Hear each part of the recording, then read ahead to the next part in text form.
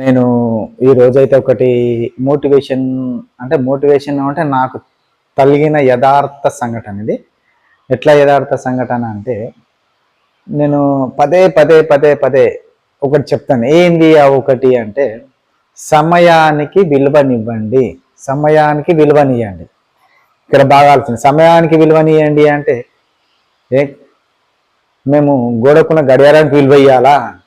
ఆ స్టేజ్లో ఉంది ఈ రోజులున్న ఏమది పబ్లిక్ కానీ ఏదైనా కానీ ఫ్రెండ్స్, నేను ఒకటి చెప్తున్నా, సమయానికి విలువనియండి అంటే సమయం. మనం ఉదయం లేచినాము అంటే ఒక పని ఎప్పుడు, ఏ టైము, ఏది, ఎంతలా ముగియాల కాన్సెప్ట్ అంటారు దీన్ని. కాన్సెప్ట్ ఎట్లా కాన్సెప్ట్ అంటే ఇవాళ ఒక పని నేను ఒకటి షెడ్ వేస్తాను, రేకుల షెడ్ వేస్తాను. ఇప్పుడు మా వెనకాల కనపడేది ఇదే ఉంది, ఇక్కడ చూడొచ్చు మీరు. రేకుల షెడ్ వేస్తాను. ఇవాళ పోయి నేను ఒకటి మాట్లాడిచ్చి వచ్చుకున్నా, కానీ నేను ఈ డేట్ వరకు నేను దీన్ని కంప్లీట్ చేసిస్తా అంటే పలాని 2 రోజుల్లో నేను దీన్ని కంప్లీట్ చేసిస్తా అన్నప్పుడు దానికి తగ్గట్టు నేను ఒక టైం టేబుల్ అనేది మెయింటెనెన్స్ చేయాలి. ఎందుకు టైం టేబుల్ మెయింటెనెన్స్ చేయాలి? ఆయనకు నేను 2 రోజుల్లో చేసిస్తా అన్నప్పుడు అతను ఏం చేస్తాడు దీన్ని?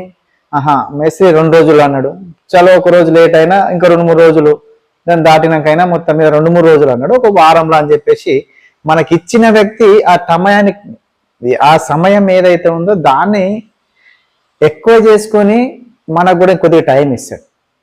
బట్ కానీ ఈ రోజుల్లో మనం చేస్తుంది ఒకటవుతుంది, మనం మాటిచ్చేది ఒకటవుతుంది, చేస్తుంది ఒకటవుతుంది. ఎందుకు అంటే నేను ఇప్పుడు ఈ వీడియో కూడా చేయడానికి కారణం ఏంటంటే ఇమ్మీడియట్లీ ఏదైతే వచ్చిందో నేను ఇప్పుడు ఆ వీడియో చేస్తున్నాను. ఎట్లా వీడియో చేస్తున్నానంటే, సరే నేను మాటిచ్చింది ఎవరు? ముందున్నది ఏదైనా సరే ఒక గుంపు అంటే మన ఒక టీం ఉంది. వర్క్ అనేది ఏంటంటే ఇది ఒక్కరితో అయ్యేది కాదు, ఒక టీం ఎట్లయినా అవసరం కదా.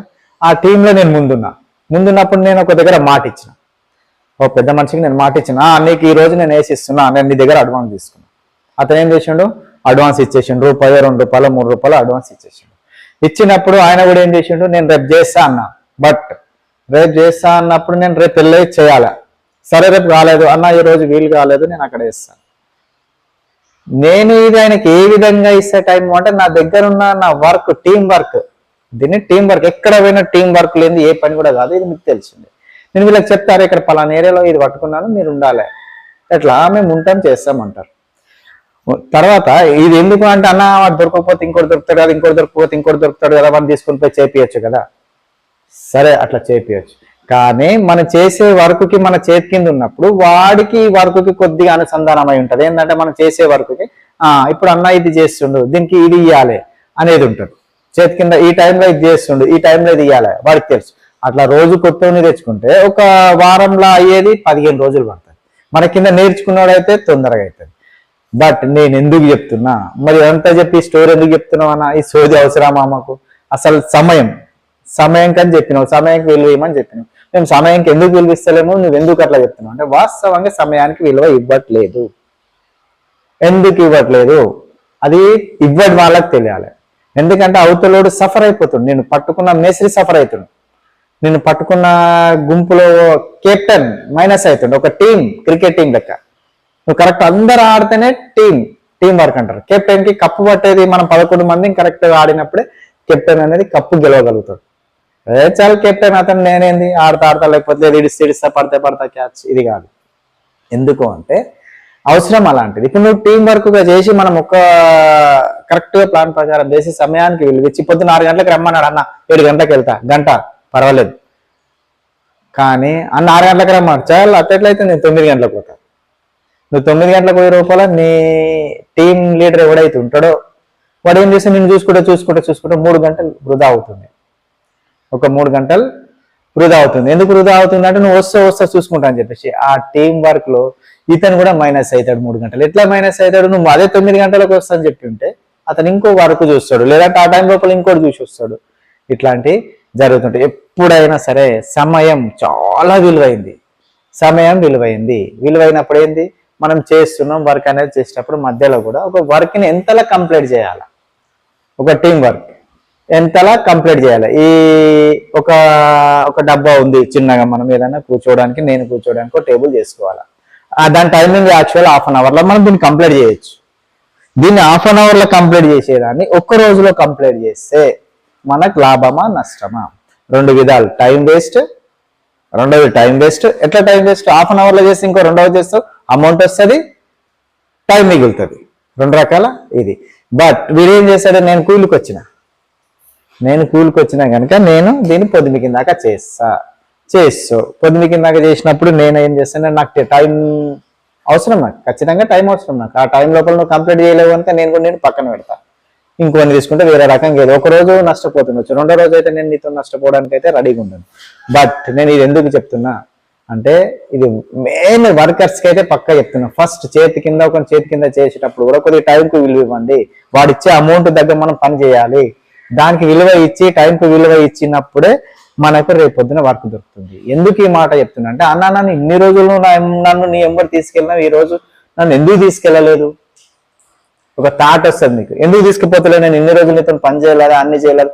ఎందుకంటే ఈ రోజుల్లో నిన్ను కొట్టి తిట్టి చెప్పేటంత మనుషులు అయితే ఎవరు లేరు. నువ్వు బాగుపడతావేమని కొట్టి చెప్పేటంత లేదు. ఎందుకు లేదంటే నువ్వు తిడితే కోప్పడితే ఇంకో రకం, దాని చరిత్రనే వేరైపోతుంది. కనుక మననే ఎందుకు నన్ను ఈ రోజు వద్దన్నావు, ఎందుకు ఈ రోజు వద్దంటాడేమో అన్న భయంతో మనమే చేసుకోవాలి. అన్న నన్ను ఎందుకు వద్దంటావు అనే రకానికి నువ్వు తెచ్చుకోవాలి. ఎందుకు తెచ్చుకోవాలి అంటే, నేను టైంకు అదంతా పోతే నన్ను ఎందుకు వద్దంటాడు అనేది ఉండాలి. నువ్వు టైంకి అది పోయినప్పుడు తీసేసినాక నువ్వు వచ్చి అడగడానికైనా ఎలాంటి ముఖం ఉంది నీకు, ఆలోచన. ముఖము అంటే ఎలాంటి ఆలోచన అది, అన్న నన్ను ఎందుకు వద్దన్నావు అంటే దాని అర్థం, దాని వెనకాల నేను ఏం మైనస్ చేసిన అనేది కూడా చూసుకో. అంటే నువ్వు సమయం పాటించినప్పుడు నీతో నాకేం అవసరం, నేను ఈ చేయని నేను అర్ధ గంటలో చేసిన, ఒకరోజు చేస్తే నాకు వచ్చేది ఏముంది? నేను దీంట్లో మిగిలేదు కూడా నీకే కట్టేయాలి, నేను మైనస్. ఈ విధంగా జరుగుతుంది. కనుక నేను ఒకటి చెప్తున్నా, టైంకు విలువ ఇవ్వండి. ఈ రోజు ఇది ఖరాబ్ అయింది, రేపు చేస్తావు, ఎల్లుండి చేస్తావు, 2 రోజుల్లో కంప్లీట్ చేసి పని చేసుకో. నెత్తి మీదకి వచ్చిన తర్వాత ఇవాళ ఇది కాదు, బట్ నేను నమ్మరు.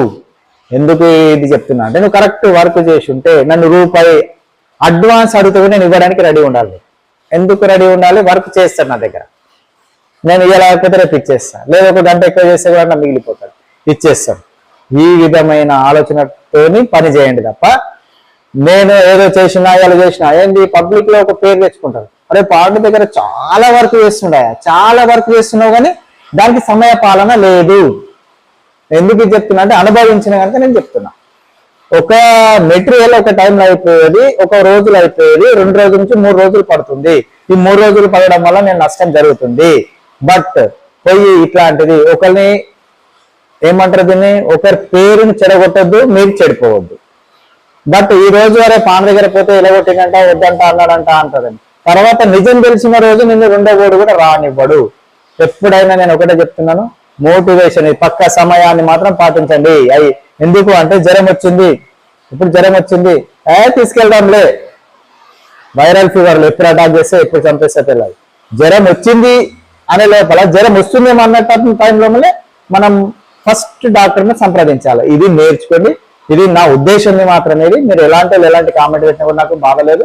ఏదైనా తప్పని ఉంటే తప్పని పెట్టండి, లేదు నిజమన్నా అంటే నిజమని పెట్టండి. ఎందుకంటే నాకు ఇది వచ్చింది, ఇప్పుడు ఆ టైం వచ్చింది కనుక నేను మీకు ఇది చెప్పాల్సి వచ్చింది చెప్తున్నా. ఈ సమయం గురించి మాత్రం ఇదైతే నిజం చెప్తున్నా. నిజంగా మీరైతే ఏ మేస్త్రి కానీ ఏ కెప్టెన్ కానీ ఎంబడి పోయినప్పుడు వాడిని బతికించండి, మీరు బతకండి.